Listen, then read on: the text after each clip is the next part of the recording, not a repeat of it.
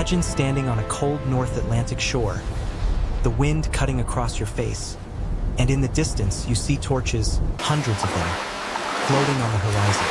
An entire Viking armada, 300 ships strong, rowing in perfect silence toward destiny. But what happened next didn't make it into sagas or history books, because by sunrise, every single ship was gone. No reki, no bodies, no survivors. Just the open sea, quiet as a grave. Tonight, you're going to step into the last hours of that armada, into the fear, the desperation, the unspoken betrayal, and the storm the world wasn't meant to remember. This is not legend. This is a real disappearance buried under 1,000 years of silence. So take a deep breath, because once we enter this night, there's no turning back. Welcome to Sea Shadows. The sea was restless long before the Vikings left their harbors. Old sailors said the North Atlantic was breathing strange that year, currents shifting like something beneath the surface was turning in its sleep. But the Jarls refused to listen. They needed this armada. They needed the victory. 300 ships, carved from ancient forests, lined up like a moving wall of oak and iron. Rowers, farmers, warriors, fathers, tightened their grips as the cold morning air filled with the scent of pitch and salt. For many of them, this wasn't just a raid. It was their chance to change their lives forever. Men who had lost everything to winter famine. Men who wanted land, silver, or simply a story to be remembered by. Among them was a young helmsman, Eirik, barely 20, but already carrying the heavy silence of someone who had seen too much. His father had vanished on a voyage years before, somewhere in the same dark stretch of ocean they were heading toward now. And as the ships pushed away from shore, Eirik stared at the horizon like it was staring back at him. The sea was calm, too calm. Long stretches of glass-like water where even the breeze seemed to disappear. The rowers whispered among themselves. Vikings were brave, but they weren't fools. When the sea went quiet, something was wrong.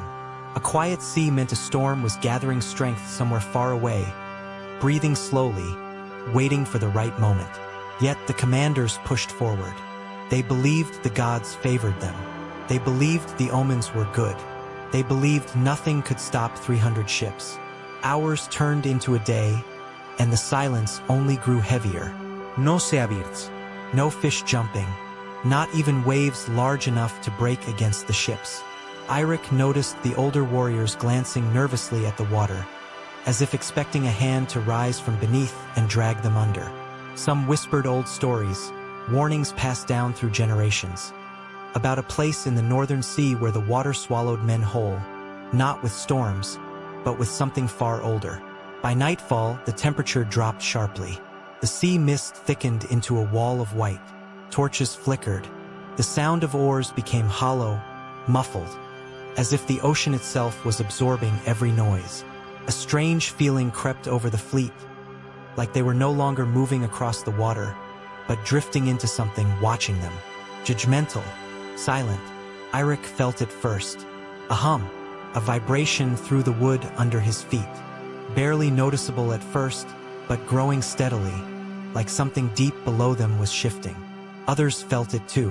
The rowers paused. The ship slowed. The commanders shouted orders, but the men were frozen, not out of fear, but confusion. Because the sea beneath them didn't feel like water anymore. It felt alive. Then, from somewhere ahead, a horn sounded long, low, trembling. But it wasn't a Viking horn. It didn't sound like anything human. Every man turned toward the darkness, and for the first time that night, they wished the mist was thinner, because whatever made that sound was close. The Silent Armada was no longer alone.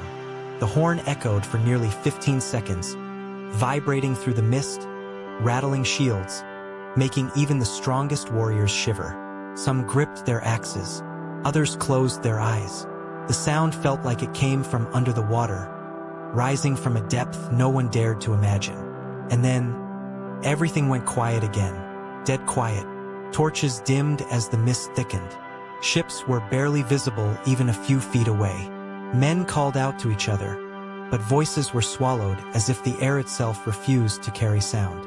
And then, from the far left of the formation, A scream tore through the silence. A single, sharp cry cut off mid-breath. Oars splashed. Shields moved. But by the time nearby ships reached the sound, they found only an empty longship drifting, its crew gone as if the night had eaten them. Panic spread like wildfire. Warriors who had crossed oceans suddenly felt small. Tiny pieces of wood floating on an endless mouth. Irik's captain ordered men to tie ships together with ropes so none would drift off alone. But the sea had different plans. The moment the ropes tightened, the water beneath them surged. Not like a wave, but like something rising. The knots snapped. Ships jerked apart violently. One vessel lurched backward as if grabbed from below. The men rowing screamed for help, pulling with everything they had. But the ship tilted, bow dipping under the water. One by one, the torches on board hissed out. The screams didn't even echo. They just vanished. Irik felt his heartbeat pounding in his ears. He had grown up around sailors, hearing stories of krakens, sea gods, and cursed waters. But this was different. This wasn't a creature. This wasn't a storm. This was something more ancient than either. The sea itself felt hostile, deliberate, hungry. A sudden flash of lightning cracked across the sky. Not from a storm above, but from somewhere inside the mist, lighting it up like a lantern. For one brief moment, Irik saw silhouettes, massive, towering shapes beneath the surface, moving like shadows through the deep, perfectly synchronized. Long, thin, unnatural.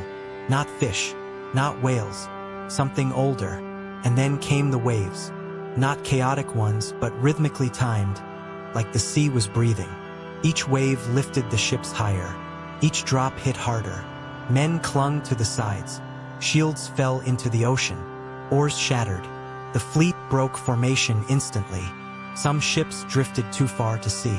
Others collided in panic. The commanders yelled orders, but the sea drowned every voice. Irik's ship spun sideways as a wall of black water rose behind them, taller than any man-made structure of its time. Crashed down with a force that snapped the mast like a twig.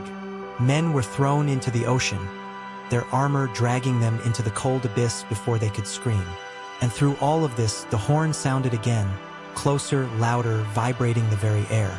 This time, the sound wasn't calling. It was warning. Something beneath them had awakened. The storm hit with unnatural precision. Lightning stabbed the water like spears, illuminating brief flashes of the chaos around them. Ships overturned. Men clung to floating debris. The sea churned like boiling oil. But even worse was the silence beneath the noise. Like all the destruction above was just a distraction from something deeper happening below. Irik surfaced after being thrown overboard, gasping for breath, rain pelting his face. All around him, the ocean was littered with broken shields, splintered beams, and torches floating like dying stars. He shouted for his crew, but the storm swallowed his voice whole. Then, through a flash of lightning, he saw something he would remember for the rest of his life, if he survived. Beneath the waves, illuminated by the lightning, the shapes moved again. Not monsters with teeth or tentacles, not creatures at all. They looked like structures, ancient structures, columns, arches, ruins, an entire city beneath the waves, glowing faintly as if lit from inside. And the horn, now unmistakable, was coming from these ruins. Irik realized the horrifying truth. The Silent Armada hadn't stumbled into a monster's den. They had sailed over a place the sea itself was trying to protect. Something sacred, something forbidden. And the ocean was reclaiming everything that entered it. One by one, the last surviving ships vanished into the storm. Some were pulled straight downward, like gravity had shifted beneath them. Others were split apart by waves too precise to be natural. The screams grew fewer. The splashes faded. The torches dimmed until only the storm remained. Irik felt his strength fading. The cold seeped into his bones. The waves pushed him toward the center of the disturbance, as if the sea wanted him to see its secret before it took him. He drifted over the glowing ruins, the faint hum vibrating through his body. The horn sounded one last time, long and mournful, like a farewell, and then silence. By dawn, the storm was gone. The ocean was flat and calm. A fisherman miles away spotted something drifting. A single Viking shield, cracked down the middle. No bovies, no ships, nothing else.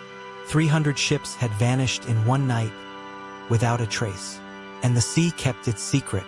If the ocean could speak, maybe it would tell us what happened that night.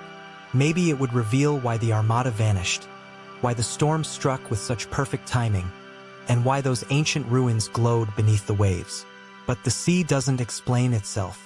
It only keeps memories, and sometimes it keeps the men who try to uncover them. 300 ships left the shore with pride, ambition, and hope. None returned, and 1,000 years later, the North Atlantic still whispers their story, quietly, like a warning carried on the wind. This was the night the Silent Armada disappeared.